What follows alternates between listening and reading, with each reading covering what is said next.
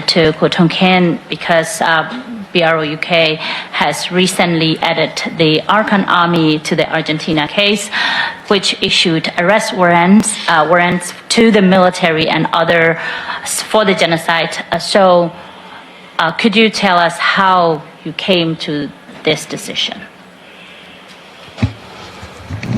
Thank you very much, Mawubinu, organizing this event, and all the members of Women Peace Network, distinguished guests, my dear friends, thanks for joining. This is very timely event and important event for the Rohingya people. When head of OACHR Myanmar team mentioned, it's never been worse than before. Today, what we are witnessing in our Arkan state, the Rohingya people, it's never been worse than before. So this is what we are witnessing, first point. Secondly, your question, Maui, that why we extended our economy to our Argentina case. This is a very important question. Rohingya, if you look at 2017, where our genocide happened, many decades we are suffering. But after 2017, international community well aware, we were able to listen the voices from the survivors directly. We want justice. Everyone, unitedly, Rohingya population, community, leaders from every side, they want justice.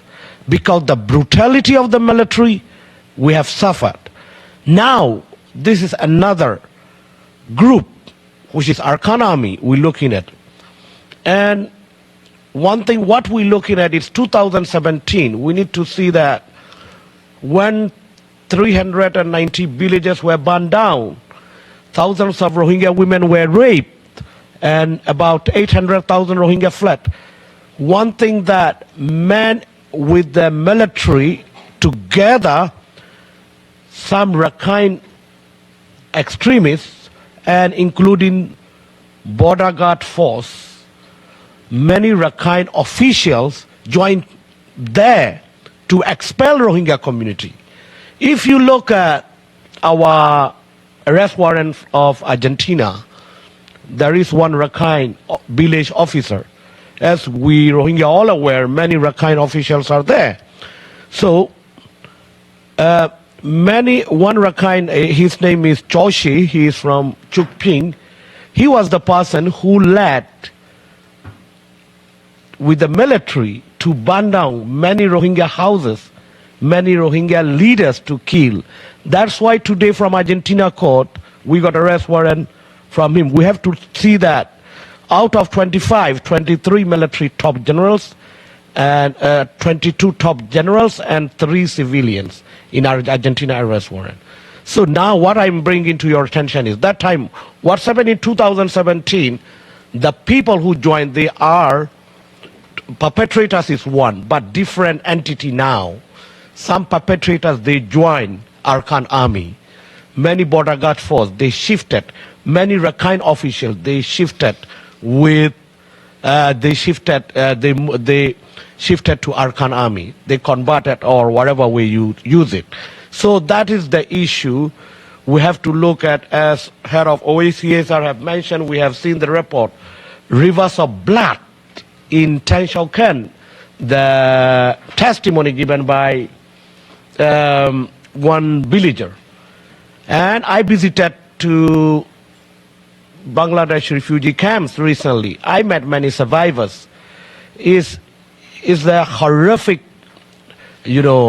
terrible crimes committed by Arkan Army, which is the same pattern what Burmese military did. We never expected that. We want to live peacefully side by side with other communities. We have been living, we are still living, we must live together with them. But this is not the way what we expect from Arkan Army, unfortunately. So that's, whenever we speak, one thing is we must remember that whoever in Burma, whatever entity or whatever groups, we have to look at that. We want justice. There is no selective justice.